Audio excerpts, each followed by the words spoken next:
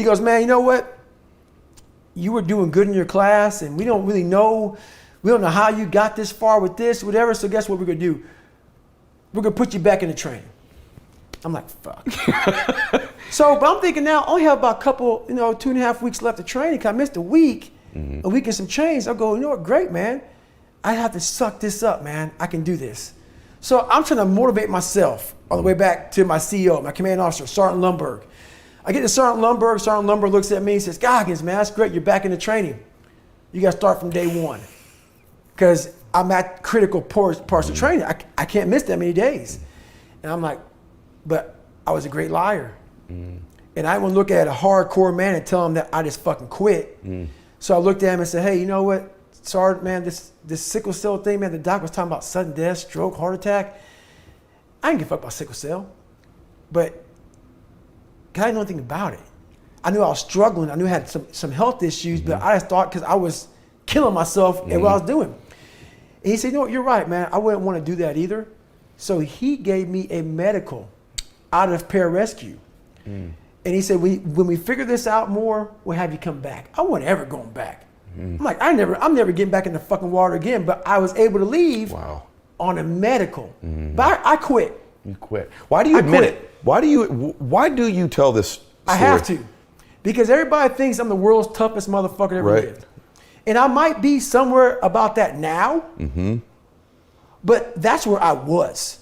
And I tell the story because if I just talk about I broke the pull-up record, I did all these fucking races, I went through SEAL training, I was in 3 hell weeks, Ranger school. If I talk about all the badassery, like we like to do on social fucking media, and I don't tell you that I was a fucked up kid, and I was scared as shit, and I was depressed and insecure, and all this shit, what good am I for anybody? Right.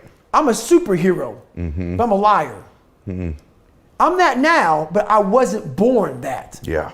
I had to make myself into this shit. It's amazing to me that this, you won't accept it this way, but like this military icon, but not really like a social icon too. Like when people aspire to be tough and mentally tough, I mean, there are UFC fighters that when they win fights now, quote you in their post-conference interviews. I don't even know if you know that or not, but like I'll watch it. They're like, Goggins says, seriously.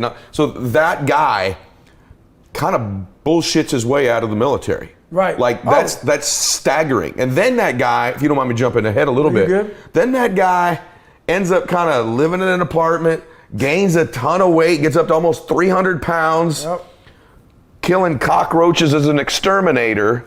This is just crazy where we're going to go right now. And then where we're going to go after that's even more bananas. But go ahead, jump back. So what's funny though, so I get out of pararescue, so I go to a job called TACP. Just real quick about that. It's a great fucking job, one of the best jobs in the military, but I'm all poopy pants now because I'm not a pararescueman. So I'm thinking TACP, some weak ass motherfuckers. Right. TACP. Right. Del Toro. Is one of the best fucking jobs in the world.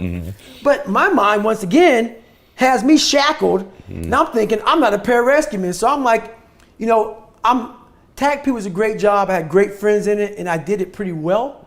But I could have been so much better.